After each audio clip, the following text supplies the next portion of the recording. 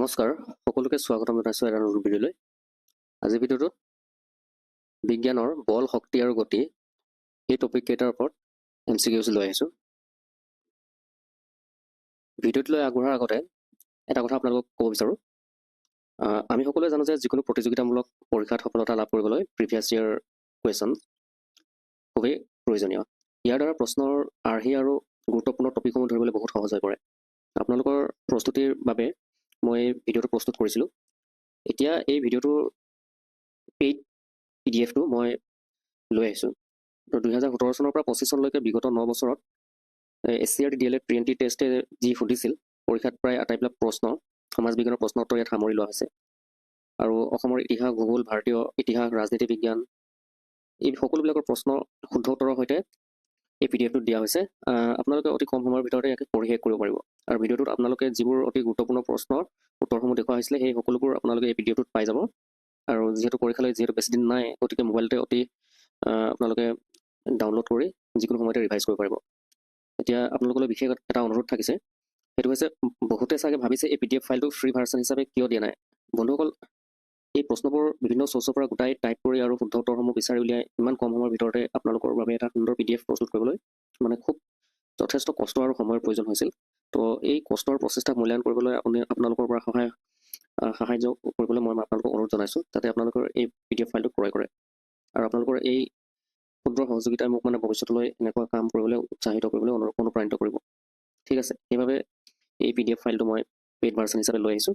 আৰু আপোনালোকে এই PDF ফাইলটোৰ ডেছক্ৰিপশ্যন এই ভিডিঅ'টো আপোনালোকে চাব, লিংক ডেছক্ৰিপশ্যনত পাই যাব। এই ভিডিঅ'টোৰ ডেছক্ৰিপশ্যন বক্সত আৰু পিন কমেণ্টত এই PDF-টো মানে পাৰ্চেছ লিংক দিয়া আছে।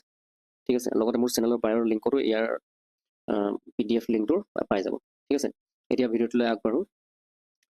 প্ৰথম বল অৰ্থাৎ ফ'ৰ্চ টপিকটোৰ ওপৰত ভিডিঅ'ছ লৈ আহিছোঁ।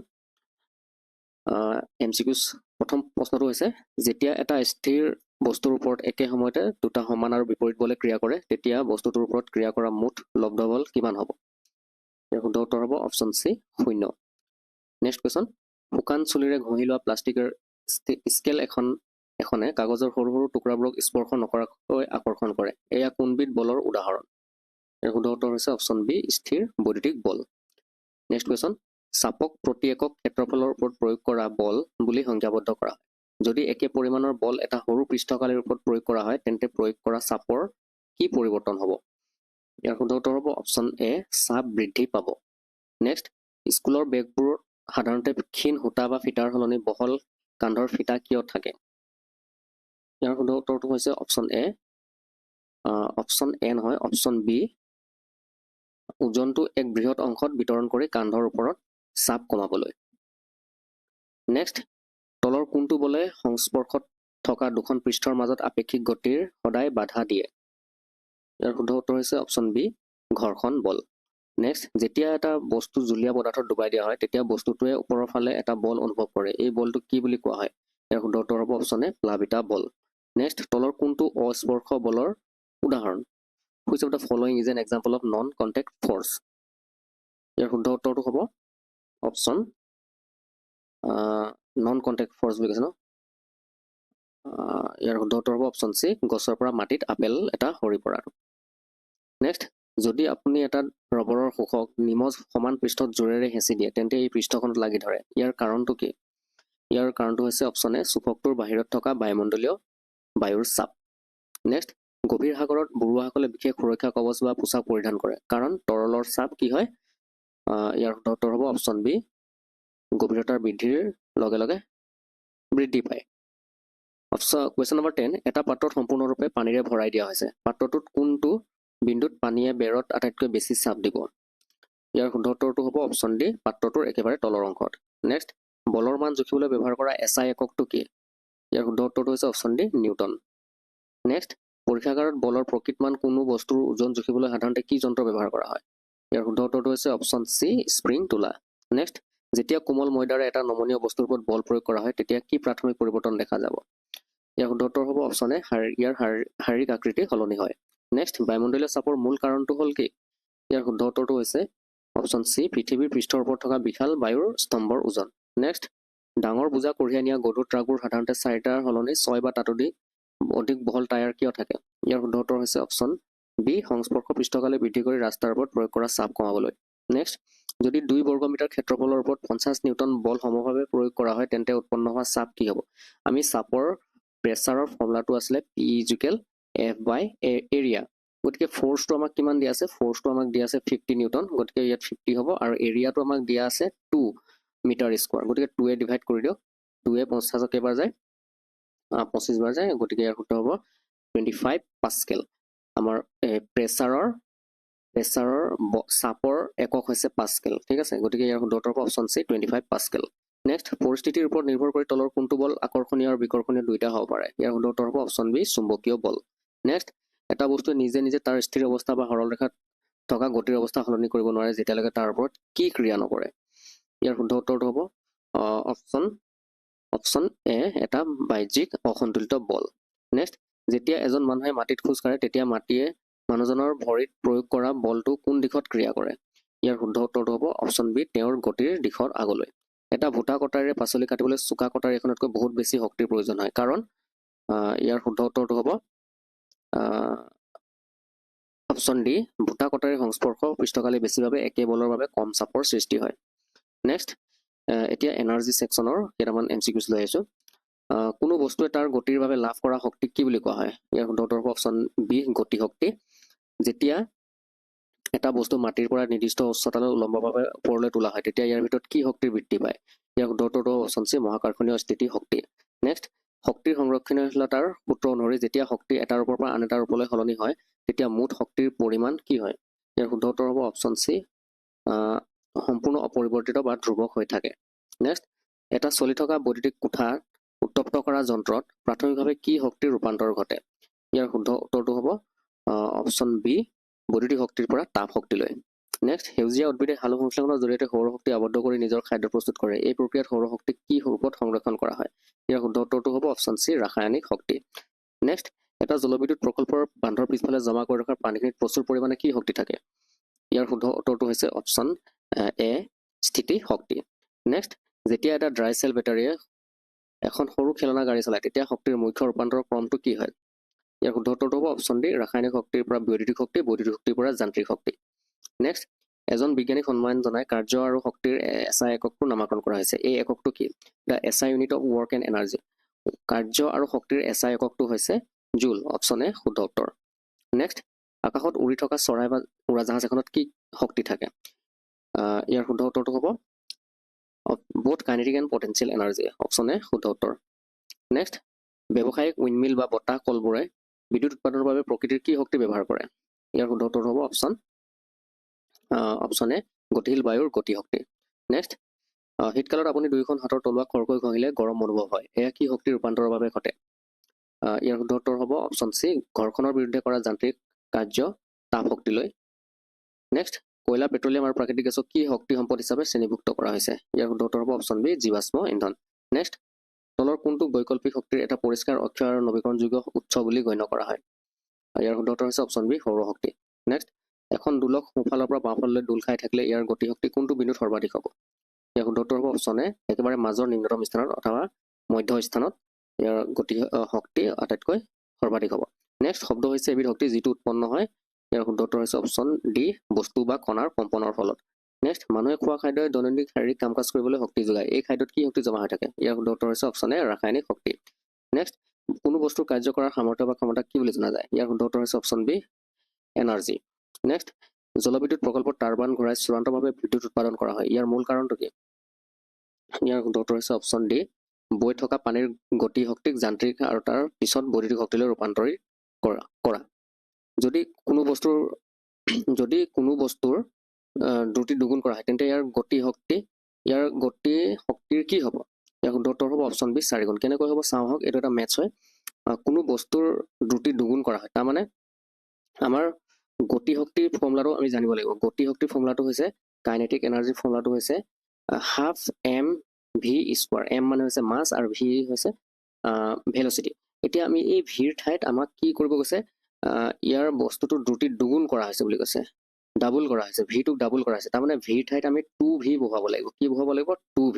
তেতিয়াহ'লে এই ফৰ্মুলাটোত হাফ এম এই ভিৰ ঠাইত আপোনালোকে 2v বহুৱাই লৈ এনেকৈ স্কোৱাৰ কৰক ঠিক আছে গতিকে হাফ এম 2 স্কোৱাৰ মানে 4 আৰু v স্কোৱাৰ হ'ব গতিকে এই 4টো আপোনালোকে বাহিৰলৈ উলিয়াই লওক 4 হাফ এম ভি স্কোৱাৰ হয়নে এই 4টো যদি আমি আগফালে লৈ আহোঁ তেতিয়াহ'লে 4 হাফ এম ভি স্কোৱাৰ গতিকে এই half M V square initially half M V square আছিলে এতিয়া লাষ্টত কি ওলালে 4 এটা আগফালে ওলাই গৈছে নাই গতিকে এই 4 মানে হৈছে 4 গুণ হ'ব নেক্সট কুৱেশ্যন বায়োগেছ হৈছে এক নৱীকৰণযোগ্য শক্তিৰ উৎস যিটো প্ৰধানকৈ কাৰ অবায়বীয় বা অক্সিজেনবিহীন পচন্দৰ দ্বাৰা উৎপাদিত হয় ইয়াৰ শুদ্ধ উত্তৰটো হৈছে অপশ্যন ডি গোবৰ আৰু উদ্ভিদৰ দৰে জৈৱিক আৱৰ্জনা নেক্সট এতিয়া আহোঁ মচন অৰ্থাৎ গতি ছেকশ্যনৰ কেইটামান MCQs লৈ আহিছে কুৱেশ্যন নম্বৰ 41 যদি এটা বস্তুৱে সৰল ৰেখাত সমান সময়ৰ অন্তৰালত সমান দূৰত্ব অতিক্ৰম কৰে তেন্তে ইয়াৰ গতিক কি বোলা হয় ইয়াৰ শুদ্ধ উত্তৰটো হ'ব অপশ্যন এ সুষম গতি নেক্সট এটা গতিশীল বস্তুৱে তাৰ যাত্ৰাৰ আৰম্ভণি বিন্দুৰ পৰা শেষ বিন্দুলৈ প্ৰকৃততে অতিক্ৰম কৰা মুঠ পথৰ দৈৰ্ঘ্য কি বোলা হয় ইয়াৰ শুদ্ধ উত্তৰ হৈছে অপশ্যন বি